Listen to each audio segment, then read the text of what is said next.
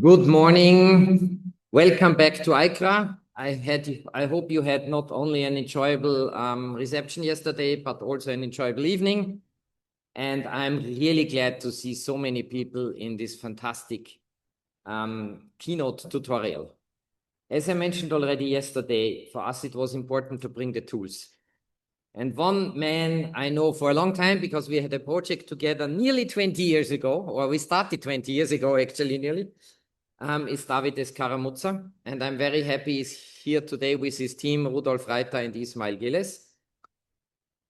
He was working at that time on navigation. And what was always very good with David was that, it didn't only work, but he put his code online so others could use it. And I really very much enjoyed that because we did like the object perception and we didn't want to bother with SLAM. So there were tools there you could use, and that was really cool. And yeah, we finished the project, it was very nice. And then slowly David just took off. He lifted off and is now basically navigating all these flying systems. And again, although he founded two companies, code is available and the code runs. And I think this is something very important. And that's one of the reasons, or that's the major reason why we really invited him here. And I'm so happy you accepted and came. Davide made a PhD at ETH, was then everywhere, I would say, in the world. He inspired, for example, the navigation on the NASA helicopter for Mars. He got an ERC grant, a Google Research grant, and so on. I don't want to speak more about this because you will see from the talk. We are so happy you're here, Davide, and Rudolf and Ismail. Thank you for coming, and I'm very much looking forward. Thank you very much, Marcus, for this beautiful and touching introduction. A lot of memories from the old times. As Rudolf said, indeed, I started my PhD at the time with Roland Sigvart working on visual navigation of autonomous cars. And then in 2009, we decided to lift it to the third dimension. So it's really an honor to be here with you today. I would like to thank the organizers to have us organize this tutorial. And we are very happy to give this tutorial because we have been working now on vision-based autonomous navigation of drones and more recently also agile navigation for 17 years. So I think it's good to share also what we, the research journey, but not only, especially to give you a tutorial about how to basically go from state estimation to planning and control. We will pass towards MPC, then learning-based control, SLAM, also reinforcement learning-based SLAM, foundation models, and then learning in the real world, and very finally also on multi-agent systems. So I will first talk for about 25 minutes. We'll take some questions. I will be followed by my postdoc, Rudolf, who actually did his PhD with Moritz Dill. He is the guy behind ACADOS, the main solver of MPC. And then we'll be followed by Ismail, who will talk about foundation models and training in the real world. So first, a little bit of a motivation. So what are we trying to achieve in my lab? In my lab, we want to understand what it takes to fly autonomous drones better than human pilots. Why? Because we want to push the limits on vision-based navigation. And we hope that the results we achieve will be then transferable to other domains like autonomous cars, autonomous legged robots, humanoids, and space robots. What you see here is not an autonomous drone. It's a drone operated by an expert human pilot. How do human pilots navigate drones? Vision-based. They put a camera on board the drone that transmits the images to goggles, and then the brain operates everything. At the beginning, when we started this journey, we thought that in order to beat human pilots, you needed to be faster. But actually, we were wrong because the human brain is very slow. It takes a quarter of a second to analyze the images, while our algorithms are 10 times as fast. So the reasons why still humans are better than machines is not because they're faster, but because they can make better decisions in complex situations. Why do we want to fly drones fast? Well, because we want to increase the productivity, so the utility of the drone. So a multi-rotor can only fly for half an hour, more or less. So if you want to fly longer distances, you need to fly faster. And actually, this is also supported by this study, which was published in these papers, where you can see the maximum range that a multi-rotor drone can reach as a function of the ground speed. And what you can see is that the range increases. This is the maximum range you can achieve before depleting the batteries. But there exists an optimal speed, because if you fly faster than the optimal speed, then it's no longer convenient to fly fast, because then you start encountering more rotor drag, and so you draw more energy from the batteries. Now, when you look at this plot, we started wondering, okay, but where are current commercial drone companies situated on this plot? So we picked Skydio, Flyability, DJI, which are the world-leading companies in the things they do. And we realized they are not flying yet at the optimal speed. But we know one day all commercial drones will be flying at the optimal speed in order to maximize their utility. Why? Why are they not flying at the optimal speed?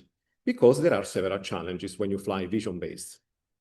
But in order to understand what these challenges are, we need to understand how drones are controlled normally. Well, they are controlled with the usual perception, planning, and control architecture, which has been used for more than 40 years in robotics, from vacuum cleaning robots to autonomous cars. Perception does the estimation and builds a map of the environment. Planning computes an optimal trajectory, and control computes the rotor speeds. Now, this architecture is very successful, so why changing anything about it? Well, the problem is it starts to be a little brittle, fragile, when you fly fast vision-based, because you may encounter motion blur. You will have a quick rotation of the camera, which will cause, for example, overexposure or underexposure of the image. So both motion blur and over or underexposure will cause the loss of feature tracks. Those feature tracks that you need for state estimation, SLAM. But there is another problem when you fly, compared, for example, to ground robots, is that if you want to start applying, foundation models, when you need to collect data from a huge amount of conditions, so both from low altitude, high altitude, and different angles of flight. There is an additional problem when you actually fly drones agilely. The drone behaves as a soft robot. What? It's a soft robot? Yes, it is, because to isolate the vibrations from the motors to the cameras, you need to add dampers. And these dampers can cause, under the high accelerations that the drone experiences, errors in state estimation of up to 2 meters. So what we started doing, starting from 10 years ago, is try to combine the traditional perception, planning, and control architecture with the models. Sometimes replacing some of those modules, sometimes going end-to-end, some other times instead, for example, by learning a residual that we cannot explain with first principle models. The problem, though, when you start mixing model-based approaches with deep models is how do you train these models, with or without supervisions? And where do you get the data? Well, in most of the research we've done, actually, we collected most of the data in simulation with minimal fine-tuning in the real world.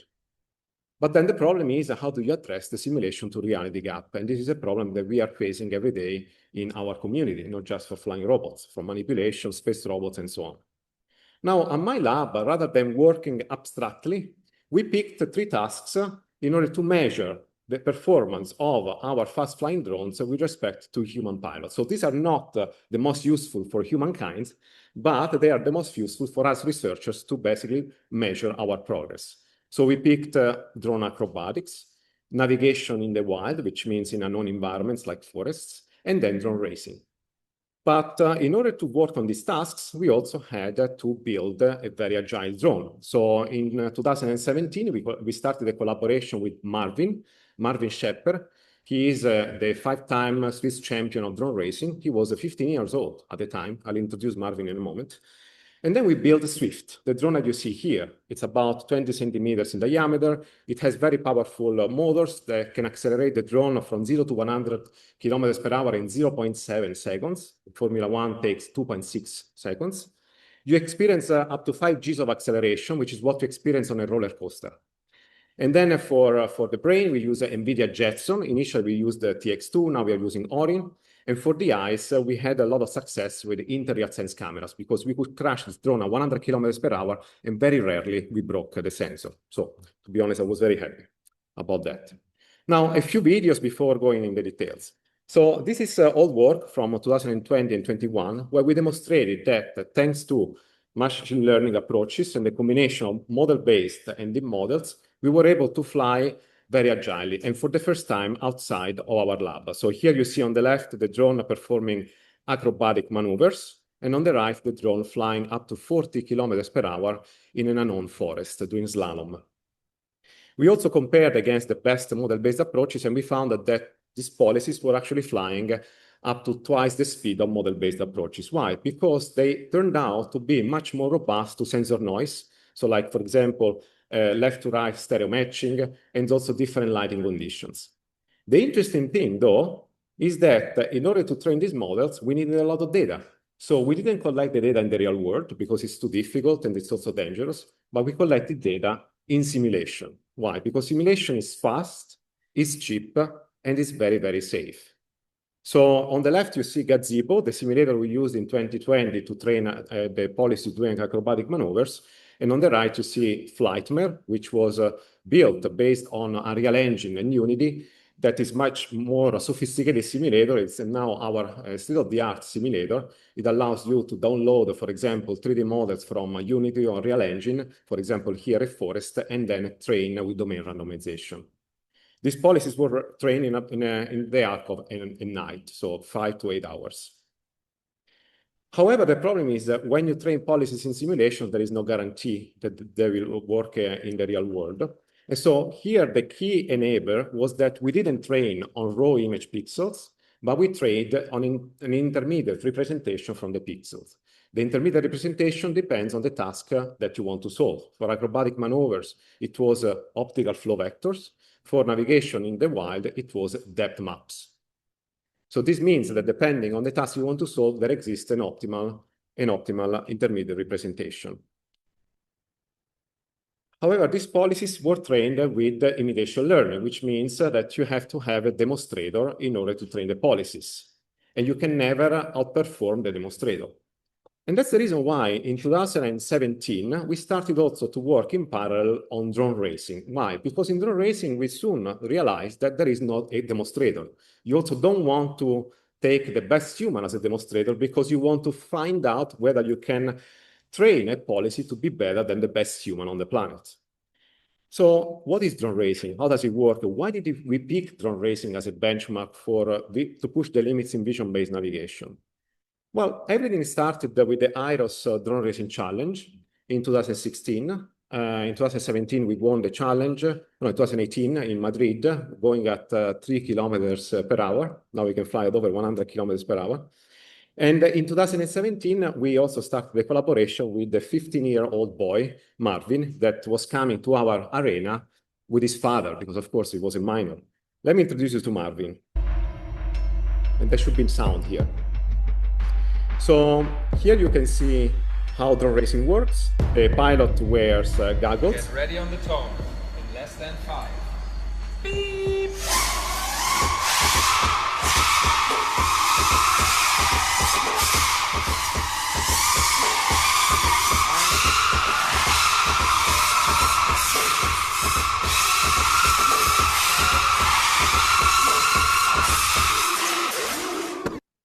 So as you can see in drone racing, there is no time for thinking. It's basically a sport where you have to be very quick at making decisions. And you can see that Marvin always tries to cut the edges of the gates. And in the end, you always end up crashing because you don't want to end with 0 speed, right? But with the maximum possible speed. So how does drone racing work? So in drone racing, basically, you need to pass through a sequence of gates in a given order. The order of the gates is given by the organizers. It's very important to make it clear to everyone. It's an overfitting task. So the training and testing environment are the same. Even human pilots get access to the racing track 2 weeks before the race. And in the US, for example, they even get a simulator that they can use at home to train before going to the televised competition.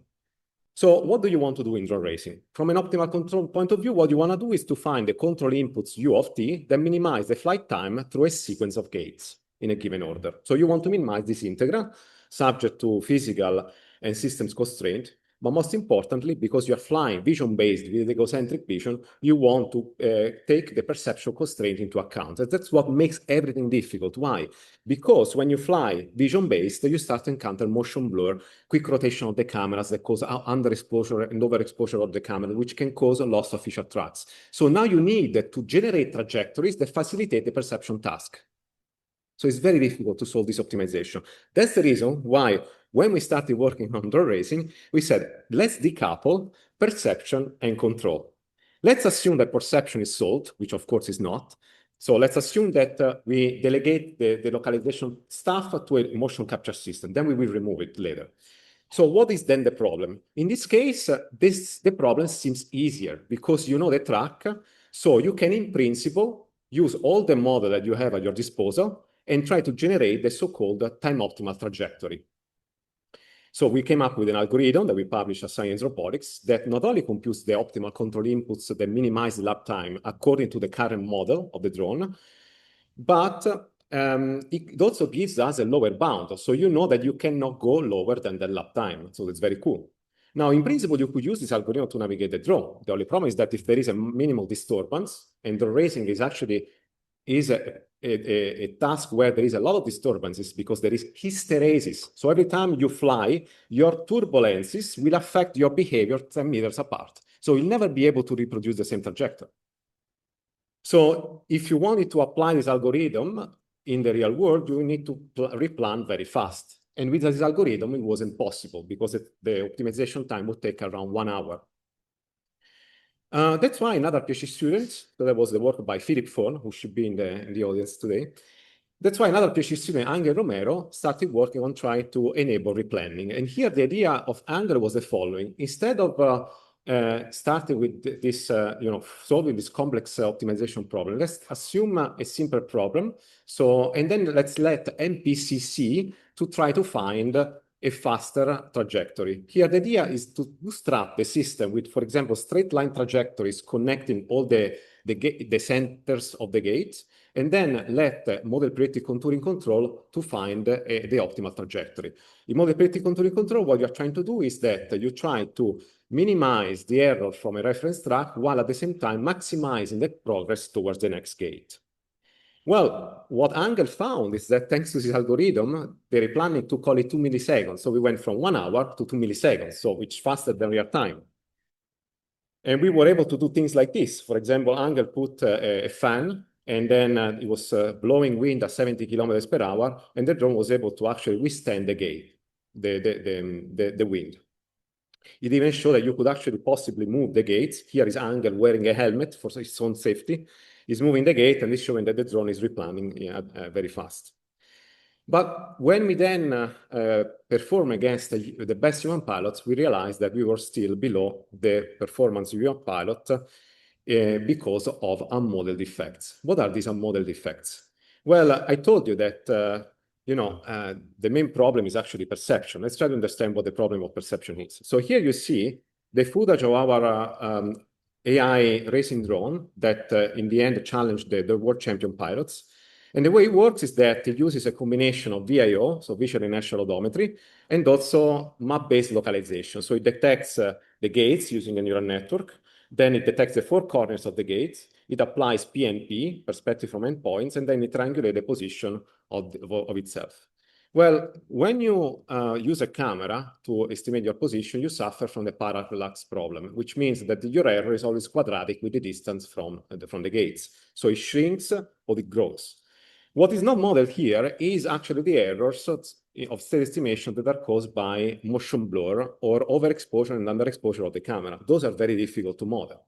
That's why after insisting for 6 years on optimal control, another PhD student, Yun Long Song, actually started working on an alternative approach in parallel to the optimal control approaches. And this one was based on reinforcement learning. So here, instead of using a classic controller, we delegate the controller task to a neural network, a two-layer MLP, which is trained in simulation mostly with model-free deep reinforcement learning, trying to maximize this reward function, which is composed of different terms. Here I'm going to show you the time lapse of the training. To speed up the training, we simulated 100 drones and learned to basically first hover, then fly, and then fly superhuman. The optimization now takes around 10 minutes, but if you bootstrap it now, it takes less than a minute. And here you can see that at the beginning, the drone learns to hover over a gate, then they start to pass through the gates, and then they start actually racing. At the end, they start racing almost as the best human champions. What we found out was actually interesting. that if you plot the reward function as a function of the iterations of the time step of the training, you find that if you stop the training after 10% of the iterations and you deploy the policy, you would be surprised how fast the drone is. So for people who are not in this field, they would say, oh, wow, it's amazing. It flies like one of the best pilots. But actually, it doesn't fly like a world champion. It still takes 90% of the time steps to learn to fly as a superhuman champion. And this is actually interesting because we find an analogy also with how humans learn to walk and then run and eventually run, a sprint. It takes around 1 year to learn to walk, but it takes many more years to learn to run, and it takes even longer, to some people never, to actually run a sprint in the Olympic Games. So after working on this problem for about 7 years, in June 2022, we felt confident enough to invite to Zurich not just Marvin, the Swiss champion, but also the world champion pilots at the time. One was Alex Vanover, and the other one was Thomas Bidmatta. They were the 2 world champions of the 2 main drone racing leagues. And we invited them for a week to Zurich because we wanted to give them time to practice on the racing track, like in normal competitive competitions. And we gave them the same hardware used by Swift, by the AI drone. So the drones were of the human and of the AI were identical. So the same mass, the same aerodynamics, the same camera, the same field of view, the same frame rate. The only difference was one was autonomous with an onboard computer, and the other one basically relied on off-board compute, the brain. Here is the footage of the race. There should be sound. So one of the 2 is the human, Alex Vanover, and the other one is the AI.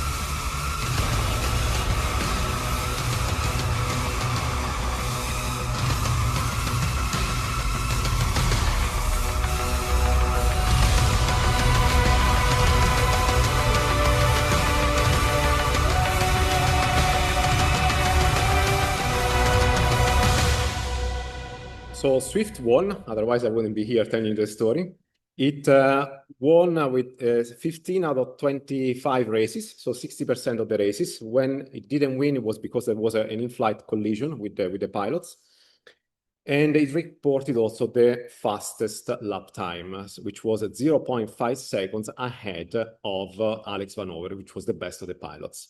Here you can see the distribution. By the way, we recorded all the trajectories and they were put open source in 2023 when we published the Nature paper. So we released the 1,200 trajectories. You can train them to train your foundation model if you want. And what you see on the left is the lap time distribution of Swift, and the other 3 in orange is Alex Vanover, which was the best of the champions, followed by Bidmatta, followed by Marvin. And you can see that there is a distribution between Marvin, the Swiss local champion, and the world champion. So it's good to also always try to approach world champion, because then you can really see if the AI is doing better. But this time, it was not enough to train in simulation. Why? Because now you are really trying to shoot for the top. Okay, so simulation doesn't capture all the idiosyncrasies of the real world. All this hysteresis effect I was telling you, the fact also that we have this residual perception model, the residual perception that is due to the fact that we have dampers that cause errors in the estimation of up to 2 meters due to the compression of the dampers, the motion blur, overexposure, underexposure of the camera. For doing this, to capture these effects, what we needed to do was to collect data also in the real world. So the first takeaway, the first key enabler of this research is the following. When we train the policy in simulation and we deploy it in the real world, we are not able to outperform the world champion. We are just a little bit below the world champion because of the residual models of perception and aerodynamics. However, we can collect data in the real world. We collected 3 laps in the real world, so about 300 meters of trajectory. Then we molded the discrepancy between the trajectory predicted in the real world, in simulation, the one executed in the real world using a Gaussian process. We add this Gaussian process to our simulator. Then we fine-tune the policy in this improved simulator. Now the fine-tuning is much faster. And finally, we deployed it fully vision-based on the platform. And that's when we beat the world champion. So this definitely was the key trick that allowed basically outperforming the world champion. This sim-to-real to sim-to-real has also been exploited very recently, a few weeks ago, by Sony AI Zurich to beat some of the best players of table tennis in the world. So what they did here is also the following. They first trained the policy in simulation, then they collected the real-world data. They used this to actually capture the residual models. They added them to their simulator and defined the policy, and that's when they started building the pilots. So that was takeaway number one. The second takeaway is we wanted to understand why reinforcement learning beat optimal control. So we worked for 6 years on optimal control. We published amazing papers at Transactions of Robotics, Science Robotics, RL, but eventually reinforcement learning won. Why was it the case? And actually, we realized that the reason why RL won was because we were pushing the platform to the limits of physics, to the limits of handling. And that's when things start to actually become very difficult to model. So the problem is that optimal control always decomposes the problem into planning and control. And this separation causes basically the planning to bias the final control maneuvers that the controller might discover. Running out of battery. So,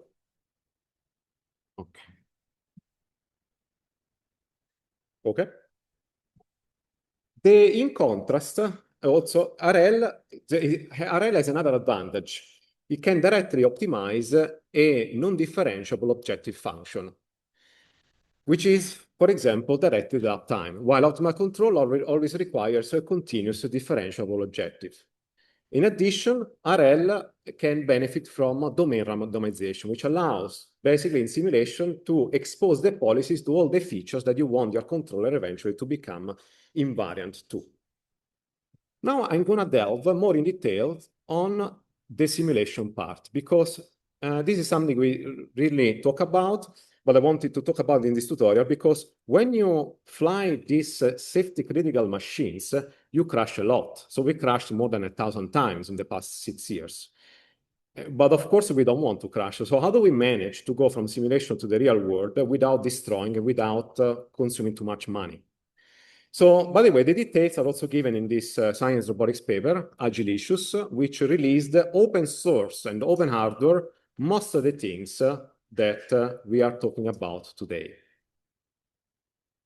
So, for training our RL, we use very fast and parallelizable models that include a quadratic thrust torque propeller model, and this basically runs at 20,000 times faster than real time. Now, you may wonder, well, what about accuracy? Well, actually, what we found out is that's actually one of the key findings of this research that we are very happy about, is that you don't need a very accurate simulator to train with reinforcement learning, provided that you do good domain randomization. Thanks to domain randomization of the inertia, mass, aerodynamic forces, and control delays, we were able to actually account for all the discrepancies between simulation and the real world. But now, for validation, we use a more realistic simulator. We have 2 validation stages before we fly the policy vision-based in the actual arena 100 kilometers per hour, because we want to minimize costs. So the first is, when we validate it in a photorealistic simulator so that we can also benchmark the perception tasks, the perception models. It's so realistic that we actually also simulate motion blur and vignetting. Let me show you our simulator. So these are a digital twin of our arena. We rented the arena from one of the hangars in the Zurich military airport. This digital twin was built by Hexagon. So it has tens of millions of points with RGB information. It's so accurate that it's difficult to distinguish reality from simulated. So let me show you 2 videos. One of them is simulated, the other one is real. Video 1. Video 2.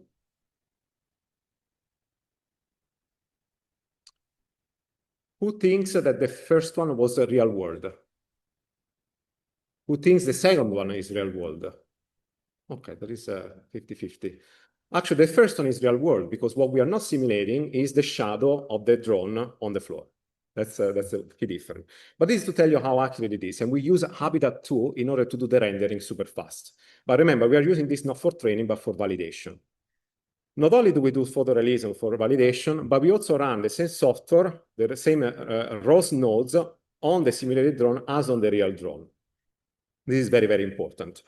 And then we use very accurate drone models for the sensors and the dynamics, again, for validation. What are these drone models? For example, we have a very accurate aerodynamic model that incorporates both blade element momentum theory models based on first principle models, and then residuals that were captured with more polynomials or neural networks. And these residuals allow to account for the 60% of aerodynamic forces and torques that we cannot model with the first principles, these vortices that you see here in this picture. We also use a gray box model, and we also use a one-time constant model of the battery. This is very important for validation because when you go at high accelerations, you consume all of a sudden a lot of battery. The other validation is very important. It's part of Agilicious. It's hardware-in-the-loop simulation. What you see in background is our drone flying actually in our arena, but it sees virtual reality images. So virtual reality for drones. So this allows us to basically simulate an almost unlimited amount of real-world environment to test our perception models, while we actually sense the actual physics and aerodynamics in the real world. This is all available on Agilicious. Now, we learned a lot with this research, and we also learned especially that visual inertia estimation is not solved when you fly fast. You see, a lot of these data sets today are saturated, HIT, UROC, are too much GBD, but there are data sets, for example, like our UZH FPV data set, which is not saturated, and still the majority of SLAM algorithm cannot get to the top. Same for Tartan Air version 2. The data sets, for example. VIO is still very brittle, very fragile. You know that NASA landed Ingenuity on Mars in 2021, and Ingenuity reports a drift of 1%, which is pretty good. Now, if you run the best VIO on a racing drone at 100 kilometers per hour, you realize that the drift is not 1%, it's 20%. So the drift is also a function of the speed at which you're flying.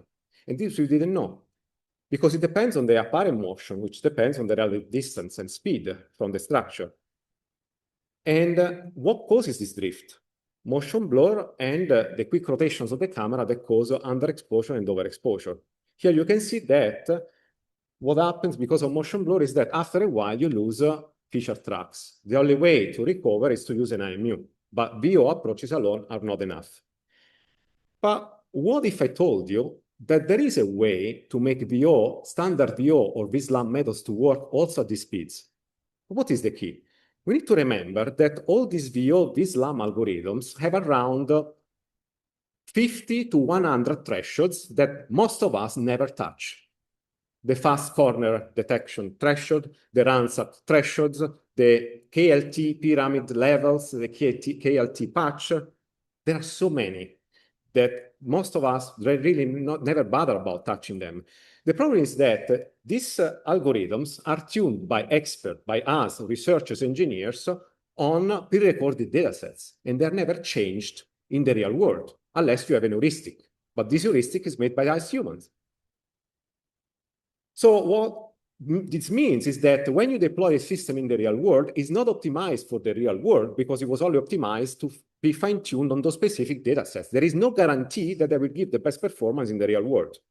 What would be the ideal VO VSLAM algorithm? The ideal VO VSLAM should be one that has an agent on board that for every image tells you, I've seen this kind of scene before, this would be the right combination of VO VSLAM parameters. What if you could actually train such an agent, and then at deployment time, every time you see an image, you map it to a set of parameters for your favorite VSLAM VO algorithm? So you don't need to turn to deep SLAM VO methods. I was last year working at JPL. They don't like deep models. They like to work with the models like VSLAM that they understand. So we came up with this idea that we first published at DCCV 2024. It's now, we have a follow-up version on arXiv, which consists in using reinforcement learning to train an agent that then at deployment time will take an image and will map this image into the ideal set of parameters for your favorite VO or VSLAM algorithm. So now the agent predicts actions that are not control commands. but they can be the fast corner detection, threshold, KLT patch size, ransack threshold, feature distribution, number of keyframes. And the observation to the agents are images. Well, training from images is too costly, so we train on an embedding of 128 features. And now let me show you some qualitative results. On the left, you see a traditional VO that basically breaks because of motion blur. And on the right, you see our system, the same VO, which now has the agent at deployment time, inference is fast, it's 1 millisecond, that does not break. We didn't change any algorithm. We didn't use any deep model. We just have an agent that maps an image to thresholds. We did this for SVO, we did this for DSO or SLAM. This is to show you that the approach generally can be used for any SLAM algorithm. Okay, and now I'm almost done. I just want to introduce the two next speakers. We are going to have Rudolf, who worked with Moritz Dill on developing the solver or MPC. He's going to talk about how to reconcile reinforcement learning with optimal control. And we call this Actor-Critic MPC. He's going to dedicate his time to that, where the idea now is to put an MPC at the last layer of your actor network and train it with reinforcement learning. And this will provide the superhuman performance, but with interpretability. And then I have Ismail, who is going to talk about how to fly directly from pixels without state estimation, how can we make vision-based RL more efficient, and how to train in the real world. And before I pass in the word to Rudolf, I can take maybe one or two questions. Thank you. So hello, also from my side. I will take over with my topic that is basically closing the sim-to-real gap with online planning. So that's where MPC meets reinforcement learning. There were some very popular works in this lab, and I want to give you a little overview of that. First, we'll start with quickly telling you why we actually want to keep the online planner in the loop. Then I will tell you about how to generally combine MPC and reinforcement learning. We did like a survey to that topic, and I will show you different fields and narrow it then down to this one particular approach of the lab. It's called Actor-Critic MPC, and it's kind of a pioneering success story of this combination with very nice results, as Davide already mentioned. Okay, so MPC is an industry standard for safety critical control. It's used in many real products where safety matters a lot and interpretability. It's a kind of rather little bit older technique, but still very interesting for research. On the right side, you basically see a standard MPC problem. I guess most of you are familiar, but I want to highlight some of these advantages here. So first of all, it approximates the MDP at a current state S. And in this model, we have basically state constraints and control constraints also explicitly. So once we change these constraints, we can also change them directly in our policy and don't need to retrain, but directly get a new optimal policy or close to optimal policy.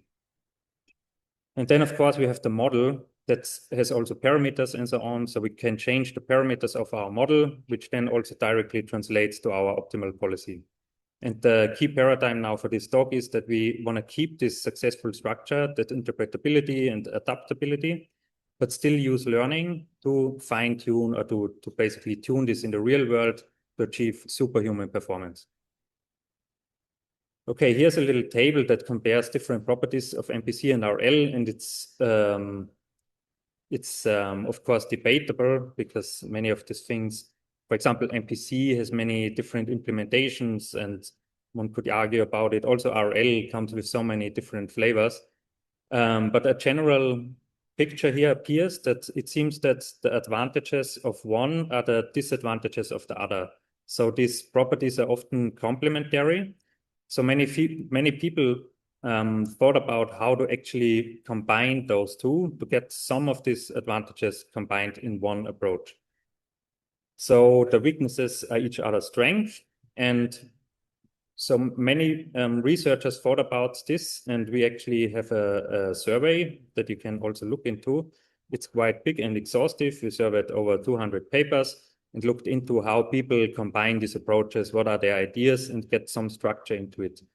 And to this survey, I want to now show you some key distinctions, and then also how Actor-Critic MPC of the lab relates to that, and then finally talk a bit more in detail about the Actor-Critic MPC. So in principle, we identified kind of 3 roles, how MPC is used within the RL framework. So it can be an expert actor, it can be within the deployed policy, or it can be used as a critic. So as an expert actor, it would provide expert demonstrations, and behavior cloning loss, imitation learning loss would then be used to train an actor. For the MPC in the policy, that's the standard case, like MPC is a controller. There are most of the works settled. Also AC, Actor-Critic MPC of the basically second part of the talk will be situated here. But one also interesting, more smaller field is using the MPC as a critic. So the MPC, as I said in the beginning, approximates the MDP somehow. And it's, besides just the first control action, also gives you a value estimate, and that you can use then for actually training the critic. Then there are many more paradigms that you could have. For example, you could have, or not more paradigms, but if we look now at MPC in the deployed policy, we can think of 2 different paradigms that are used in practice. So the first one would be what we call MDP aligned learning. It's that traditional usage of MPC where we fit a model, the cost function, and the constraint such as they appear in our real world system. It's the classical approach, and we hope that if we model each of these components, we derive a close to optimal policy. Then there's the closed loop optimal learning paradigm that's a little bit newer, and that's basically if we use the MPC now just as a sort of optimization layer inside an RL framework and tune parameters of the MPC or a neural network that parameterizes the MPC, and then actually converge towards an optimal policy. But in this case, the model could actually be wrong. There are some works that show that with a wrong model, we could still get the optimal policy. But it's just from the design of the algorithm a little bit different. And that is also where then Actor-Critic MPC lives. And finally, some interesting thoughts also about using now MPC in this closed loop learning paradigm. What people did is considering in the learning, only in the learning, MPC as part of the environment or MPC as part of the actor. This is just basically how I draw the boxes here. And where I evaluate the actions with the critic. And one, like if I have MPC as part of the actor, that would mean it's sort of an optimization layer, like this, like several works, also this Actor-Critic MPC, that requires me to differentiate the MPC. If I have MPC as part of the environment conceptually, it just means I have a new black box environment where I just add a controller, so it's a controlled environment, and I don't have to backpropagate through the MPC. It's sort of computing these gradients by sampling. All right, so just a little overview of what I've shown you so far. So we have the combination of MPC and RL, and then there are different ways how to, like, literature combine them. With our Actor-Critic MPC, we live in this MPC in the policy. We want to do closed loop learning. So we don't want to fit the model and the cost functions to the real world, but really closed loop learning. And we consider MPC as part of the actor. So we actually need to differentiate it. All right, then there is one more thoughts about this, how we actually combine neural networks, highly nonlinear functions with an MPC framework. There's some different architectures that can be used. One important distinction is, for example, if I have the neural network inside my optimization problem, that means it gets very nonlinear, and I would need a solver that can handle such a nonlinear problem. For example, MPPI or something like that. If I have, on the other hand, some sort of a hierarchical structure, that means I have the neural network that parameterizes an MPC of a simpler structure. That's also what Actor-Critic MPC then does. I can have the neural network outside the highly nonlinear function, and evaluate basically the MPC always in a like a simpler structure. Okay, then there are many other practical design choices. For example, which MPC solver do we use? Do we use kind of Newton type optimization or sampling-based MPC? Where do we add exploration noise? That also matters. Or how do we do exploration in general? Depends. Do we do it after the MPC or like in the parameter space of the MPC? And which RL algorithm, of course, we use because that completely generates the new algorithms.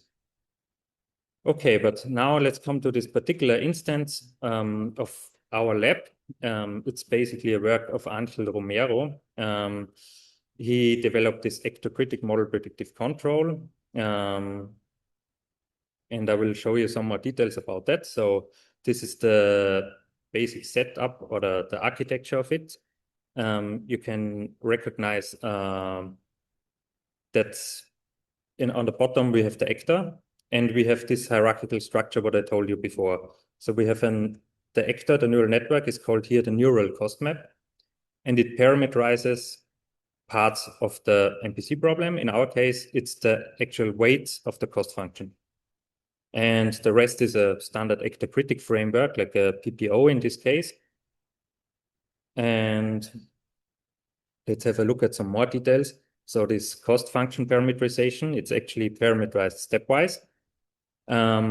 It's this under point 2, this general formulation of the cost function. This can be derived from a tracking objective, like that you see under this point 1, by just reference tracking and multiplying out the terms. So you would arrive at a quadratic structure with a constant term that you drop, and then you end up in 2.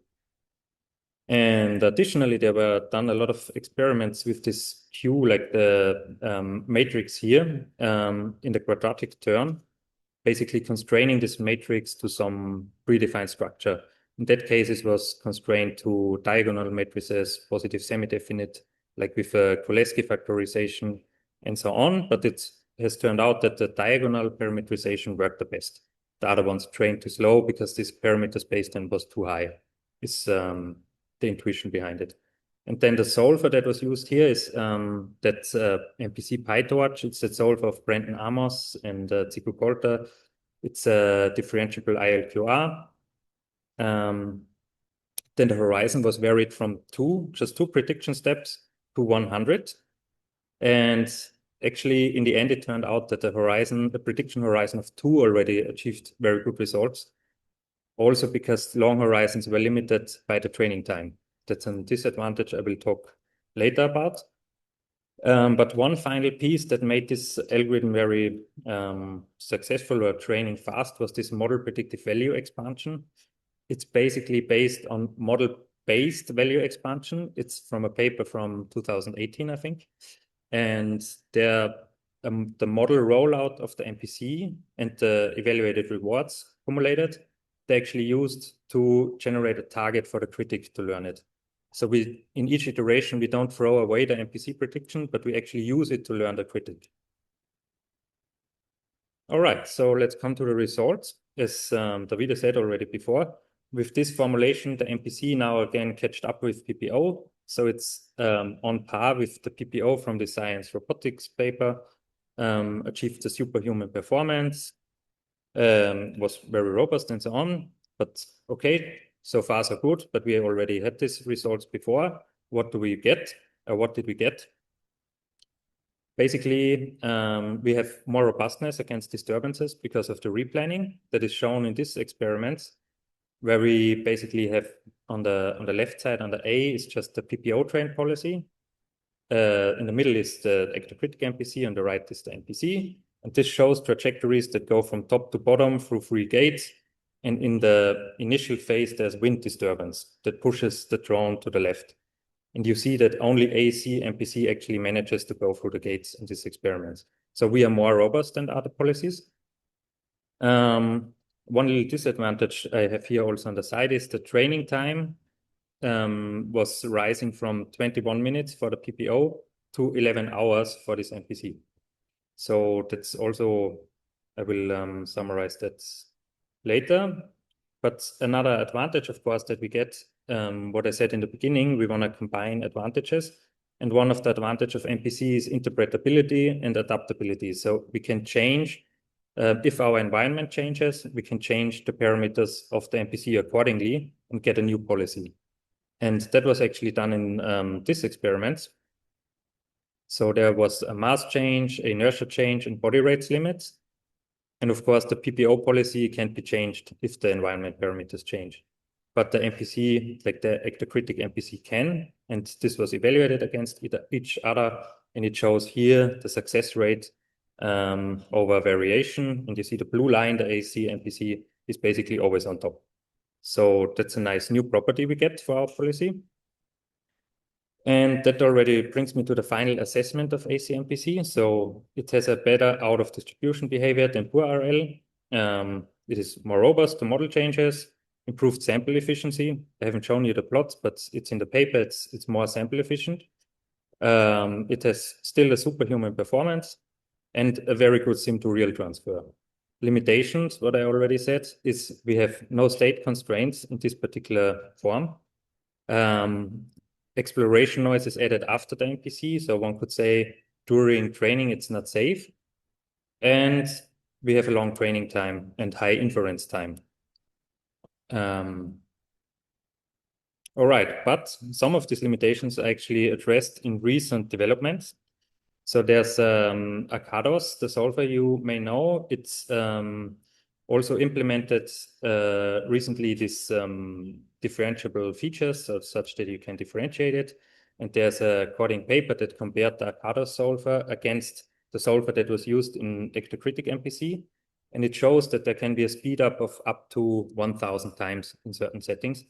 So this is really worth looking more into. And additionally, Arcados can handle constraints. So we also have now state constraints.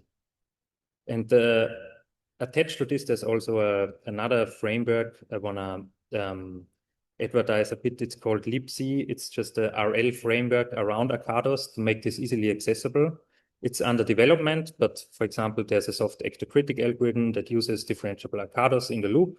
And I think it's good to look into and basically have an intuition what needs to be done, because under the hood, there are a lot of different things. All right, that brings me to my last slide. So I've shown you basically a variant where we use a model for online planning still, so MPC in the loop for learning. And now I will, after answering questions, hand over to Ismail, and he will tell you about other methods of the lab, also with more videos and methods basically that may use a model, but only for offline planning, no model anymore for online planning. Here are some references and resources, and yeah, now I'm happy to take your questions.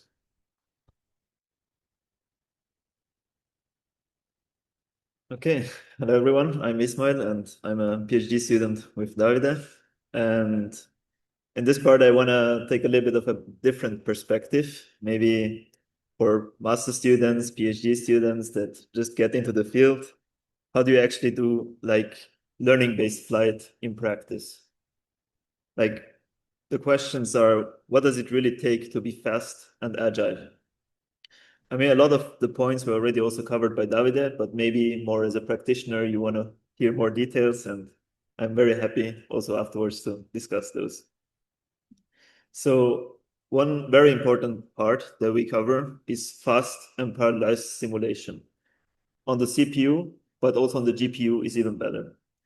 And for the sim to real gap, I will show you also in the later slides, it's very important to have like accurate dynamics models, modeling also batteries, low-level controller, aerodynamic effects. And basically, the more you model, the better, as long as you can also add some randomization on top, what is often called domain randomization. And here, the right amount usually depends also on the task. You don't want to sacrifice too much the performance, but you also want the robustness that you need. And I will also cover a little bit the perception side of things, the visual abstractions, what is important, what should you take care of. But then there's also always the real world learning or real world deployment part. in our previous works, we focused a lot on the sim to real. But lately, we are also looking into how do you adapt policies in the real world? How do you continue learning? What happens if the environment changes at deployment? And yeah, for the deployment, of course, there's things that you should take care of. For example, the delays for communication. The hardware should be somewhat reproducible. If you crash the drone, you should have a similar drone later again. So the question is really, how do you train your dragon? Or how I want to say, how do you train your policy? If you think about it, it comes all back to this Richard Sutton's small diagram in his book. You have an agent acting in an environment, you receive a state, you take an action, you get a reward. So in the reinforcement learning setup, this is the base foundation of everything. And often the question is, how do you choose the states? How do you choose the actions? What rewards should you even think of? How do you do sim to real? Visual abstractions. Nowadays, many people are talking about world models. Yeah, we have also some interesting work here in ICRA about that. And finally, I will also get into adapting in the real world and a small outlook into the future on multi-agent learning. So to the question now, how do you select states, actions, rewards? I mean, in this talk, I will mostly focus on agile flight, on quadrotors, but many of the things could actually transfer also to manipulators, mobile robots, or other platforms. So in general, if you think of states or observations, those can be proprioception, can be position, velocity, can also be camera feed, can be depth maps, can be LiDAR, can be anything basically. And from the learning perspective, in general, it's quite good if it's like lower dimensional, if the information contained in the observation is like sufficient to solve the task. And for vision-based tasks, there's often the problem of like partial observability. So if you do a state estimation loop and add the vision on top, is usually easier. But I will also show some examples where we really try to push to the limits and show, can we do it just from vision alone? For the actions, there's often the hierarchy of the level of actions. Do you want more like a high-level action, like a position or velocity? Do you want like a lower level, like collected thrust and body rates, or maybe even rotor RPMs? And one thing many people don't think a lot about is, for example, the action frequency. The action frequency matters a lot in training an RL agent. If you have like 200 hertz, it's a lot harder to train versus 40, 50 hertz. So in 200 hertz, each action has a smaller effect on the environment, and then the reward or the signal is a bit smaller. So what we recommend, also shown in many of our papers, is for quadrotors, you can do collective thrust and body rates, which usually has a very good performance, also good sim to real if you model the low-level controller somewhat accurately. I will come back to that. And yeah, in general, 50 hertz or 40 hertz is a good standard to start with. Now, coming to the rewards. So in practice, many RL theory or RL practitioners often think of sparse rewards is the ideal setting. You don't want to constrain the problem, but in practice, it often struggles to explore the environment. You cannot find the reward if you almost never experience it. So usually a dense reward, a shaped reward, is easier to solve the task. And another thing to think of is in robotics domains, like if you want to do the sim to real, you should really take care of action regularization to have smooth actions, to don't have too much noise in your actions. And this is also what you can see throughout in all of our learning-based papers. So as a practitioner, I would recommend start with a simple, like dense guided reward, but don't constrain the problem too much and then start tuning from there. Next, I want to talk about the sim to real gap. We had some aspects of it already covered in the previous talks, but what is the sim to real gap? Like, how do you tackle it really? You have seen this figure before. There's a small little gap between simulation and reality. But this one is actually like a very, very well-tuned system. Like, I think most people would be happy with such a sim-to-real gap if it's really that small. But for us in the lab, we often see other things also happen before we tune our simulator and all the components involved in it. Here's an example. There might be some audio. Here you can see the drone. So this is not very uncommon for us. Like, when you don't tune the aerodynamic modeling, the low-level controller, it happens quite a lot. It was using the motion capture, but still, at such speeds, there's a lot of effects that you should consider. And the first one is, of course, having accurate aerodynamic modeling. And what we show in our papers is using a hybrid model is very important. A hybrid model means you have like a first principle models and you have some residual data-driven model. So we try to collect some data samples in the real world, try to adapt our dynamics model in the simulator and make it as accurate as possible. For example, here you can see a drone flying fast in one direction. One thing that a lot of easy, simple simulators don't consider is that there's like a downwash that you're flying into actually. So one motor might have a little bit of, needs to push a little bit more than the other ones. And the second aspect that you should take care of is a low-level controller that you should model in somewhat accuracy. It doesn't need to be as exactly as this plan from the beta flight that we are using. So beta flight, it was made for human pilots. It's not really made for engineers and scientists. But in our case, we managed to like model the most necessary components of it, and it's approximated to a good degree. Once you have those very important components and a few other ones, of course, like battery modeling or propeller models and other things in the simulator, you can get to a result like this.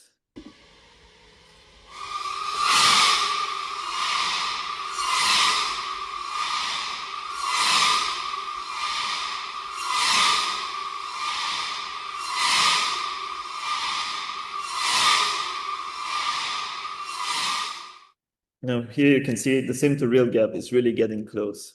And sometimes we think this oval track is quite easy, but in practice, the oval track is one of the hardest ones, because if you accelerate to the limit, you have to turn and then not shoot out of the arena, basically. So there were a lot of tips and tricks, but many PhD students or master students are still like, okay, where should I start? I have no idea. So also, as advertised before, there's a simulator that we provide called Agilicious. It's open source, open hardware, and it contains a lot of things. For example, low-level controller is modeled, motor models. There's like MPCs and geometric controllers involved. So there's a lot of things where you can start from. And in practice, you apply to the access, and then once you have access and install it, you can see, like, here's a small little demo tutorial how to use it. Like, when the GUI starts, you connect to the drone, you arm the drone, so the propellers in simulation are starting to spin, and you take off, you start. And then you can also put like a target position and use, for example, an MPC or geometric controller to go to a target pose, as you can see in the visualization on the right. Now, another interesting thing is that there's already a few tools involved in this. For example, you can also load the trajectory. Like here, it's shown. Yeah. So here you can see one of our famous melon-like trajectories that fly in a circle. And the drone model itself, you can also specify all in the YAML files, like which mass it has, which thrust limits it has, which inertia it has. So there's a lot of small details, but I think it's a very good start for people to look into and start working on it. Now for the next part, I want to focus on vision-based flight. If you remember, in the beginning of the slides of Davide, there was a video similar to this one. You have a human pilot, is flying super fast, is super accurate in his FPV flight. But if you really think about it, a human pilot is sitting on a chair, has a controller in the hand, and the goggles on the eyes. So it's not really it's not really moving, it's just moving the fingers. The only input it has is the visual input.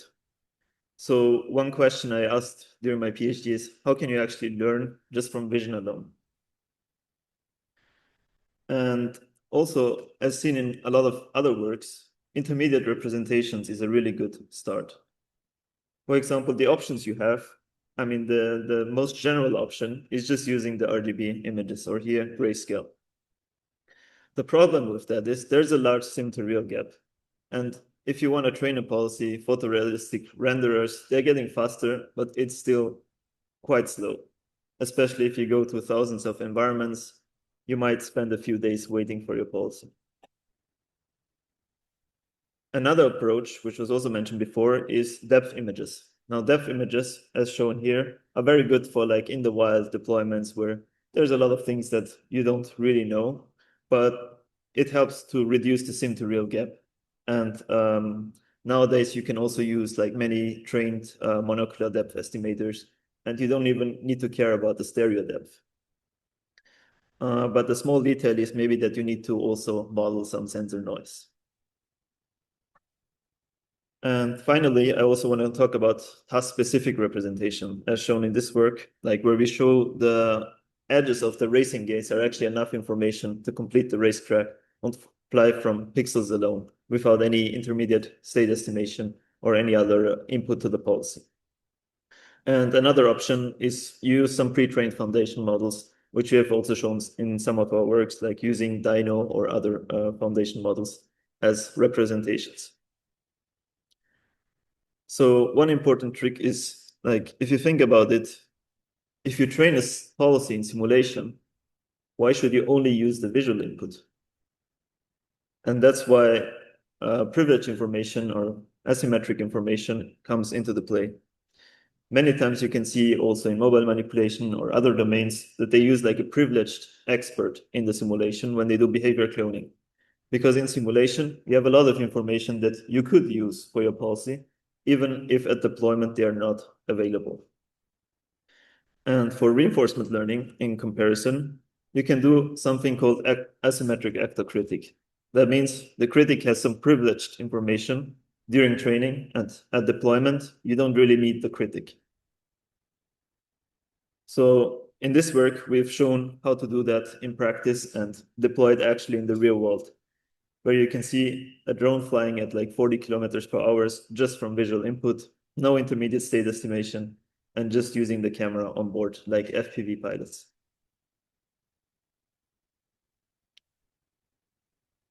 Now, eventually, I was thinking, okay, what about flying without any abstraction, like without any intermediate representation? I mean, we've seen they help usually for sim to real, but is it even possible to learn a policy just from RGB? And that's where our world models come into play. So in this paper, we explored the use of Dreamer v3, which is one of the state-of-the-art model-based approaches, on vision-based flight, just from RGB images and no other inputs. And we observed a few things. For example, that recurrency helps a lot in training, like deploying vision-based policies. And sample efficiency matters really a lot. Eventually, you would really want to deploy with real images. But to deploy with real images, you cannot afford to deploy hundreds of days. It's going to take a lot of time. So we really went for the most sample efficient algorithm we could find and explored the usage of it. As a short summary, basically it's 3 stages. You know, the first stage is the data collection. Second stage is training the world model. And third stage is the actor-critic training. And in general, this is a loop. So the stages continue in the loop during training. In the first stage of the data collection, you start with some policy. It can be random. You just start with a random policy and collect some samples. Those samples are then stored in the replay buffer. And this replay buffer is then used to train the policy. So this replay buffer keeps increasing, or you can do like a first in, first out approach. And with that replay buffer, you train the world model to predict the dynamics of the environment, to predict the reward that you would get, and also the continue predictor, which is basically if you collided or not. Because this is a very important signal in reinforcement learning to know when the episode actually terminates and when you did a big mistake. And if you train the world model for some iterations, you then use the world model itself to train the actor-critic policy.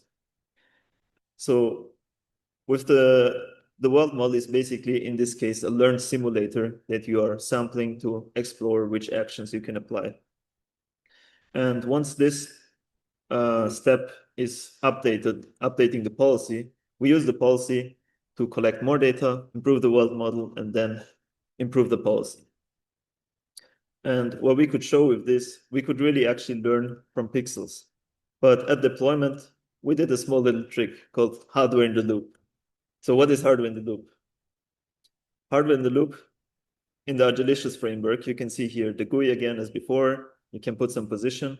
You can see the quadrotor state. And here is the visual inputs of the drone. So it flies in the photorealistic environment.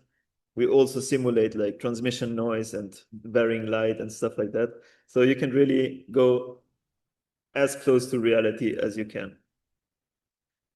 And with that setup, we can really deploy our policy that just flies from RGB inputs alone. As you can see here is the drone flying again, the figure-8 racetrack. And the inputs to the policy are like low resolution 64 by 64 images. And the main reason we do this hardware in the loop here is it's not really about bridging the RGB sync to real gap. It's more about the question, can you actually fly from just RGB images in a reasonable amount of training data?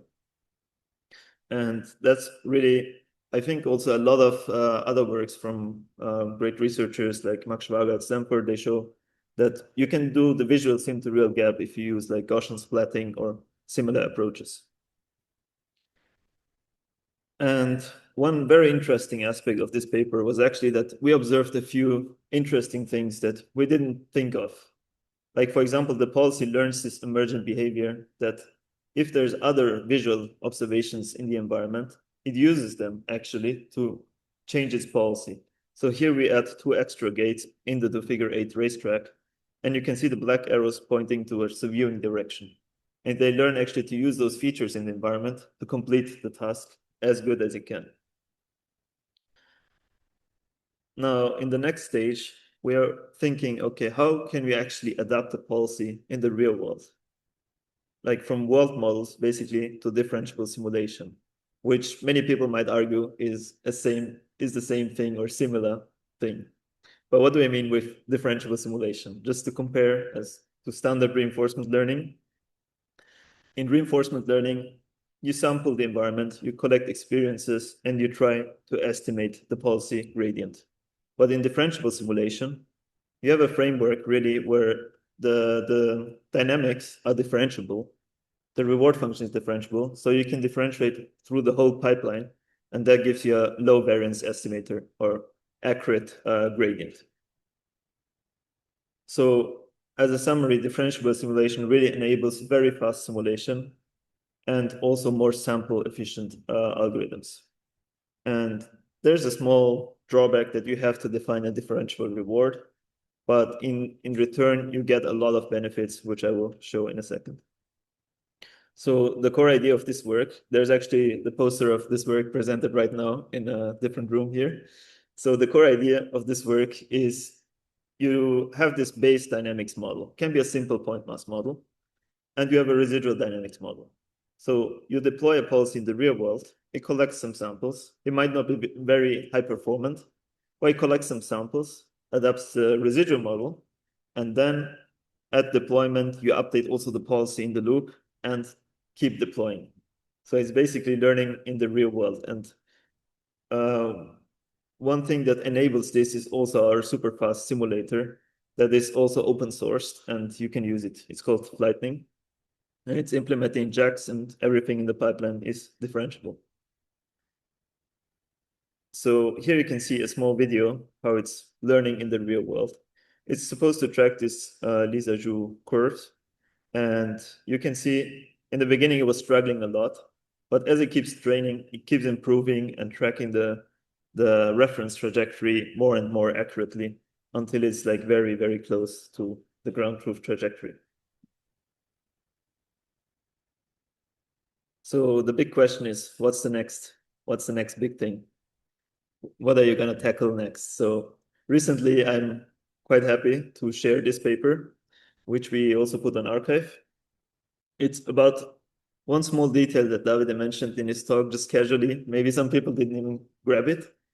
Like if you think of the Nature drone racing paper, we usually beat the human pilot, except if there was a crash. But crash sometimes happens between two pilots racing. And I was thinking, okay, how can you race with multiple drones at the same time, like they do at real competitions? You don't really want to crash. You want to be as fast as possible, race with multiple drones at the same time, and avoid each other, and really look at it at a different perspective. So we approached this problem. Also, it was a collaboration with Google DeepMind, and we approached this problem through multi-agent reinforcement learning. And I will not go into all the details. I'm also presenting it at another workshop here, the multi-agent workshop, later this week. So what we do is we do large-scale self-play. That means the policy trains against itself, against previous versions as itself, against pre-trained policies as opponents. And through this large-scale training, you can really see like robustness and superhuman performance with multiple drones in the real world. So now we'll show a quick video, and if you want more details, there's a QR code.